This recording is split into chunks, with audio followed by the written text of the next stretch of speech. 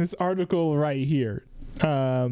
This is crazy. So the headline here is from Fox News. It says Trump's frustrations with Zelensky escalate as U.S. turns up pressure on Ukraine to reach peace deal. The interesting thing about this is that recently Trump literally blamed Ukraine for the war between Ukraine and Russia, which is kind of bonkers to be. Now, to be fair, with the whole Russia-Ukraine war, I actually followed everything that was going on with the Wagner Group's attempt to take on Moscow in real time. That was very fun. But other than that, generally speaking, I have avoided talking about the war or following the war in the news, even because there are so many conflicting sources of information about this war. When I first started following the war, I was like looking at one source who was like, Russia is about to win the war. I looked at another source that says, Ukraine's about to win the war, no question. I was like, bro, I give up. You guys over there have your fun in Europe and don't worry about it.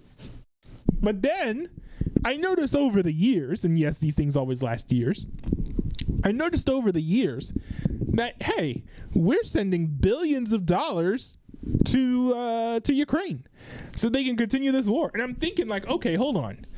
Ukraine is like this itty bitty teeny tiny country that you would think that with Russia's military might, they would be able to rout them. I understand their infrastructure is crumbling. Their infrastructure is weak. They are, in many respects, a paper tiger with a shotgun in the closet. Basically, like, they're crumbling. Their infrastructure is dying. Their military infrastructure is pretty poor, but they do have nukes, unfortunately. Maybe not the most unfortunate, but they do have nukes, which is the one thing that keeps them being a world power. So I'm just looking at the dynamics, and I'm like, still, I feel like Ukraine really shouldn't have a shot against Russia, but we're propping up Ukraine because we want Russian soldiers to die, and we think that's worth Ukrainian soldiers to die. I'm like, bro, what? No. So that's one thing that I've been like really happy about with Trump, where like I know that he's going to pull support from Ukraine and just let that war come to its inevitable conclusion. It's a little bittersweet because I really don't like Russia. I once met someone from Crimea who kind of explained the whole situation with how Russia likes to roll.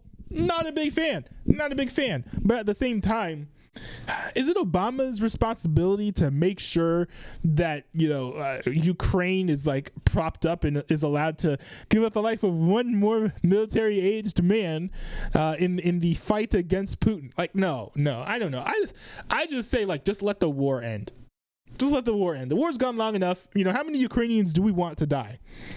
Do we hate Russia so much that we do not care if everyone in Ukraine is dead by the time that the war or all is said and done? Like, no, just let the war end. But Trump took things a step further. I think he basically blamed Ukraine for the war, which, from everything that I've seen, doesn't really seem to be a reasonable take. Now, to be fair, he's got access to generals and things, but still, that just makes it more baffling to me. I don't know why this dude thinks that Ukraine started the war with Russia and not the other way around.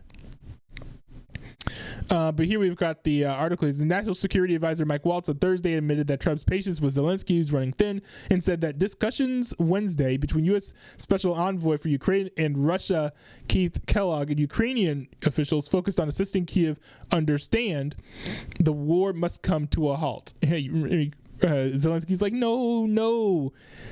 I mean, but I was running around shooting magazine covers with people. No, but I mean, Zelensky definitely has emphatically been like, he wants to fight until he dies, basically.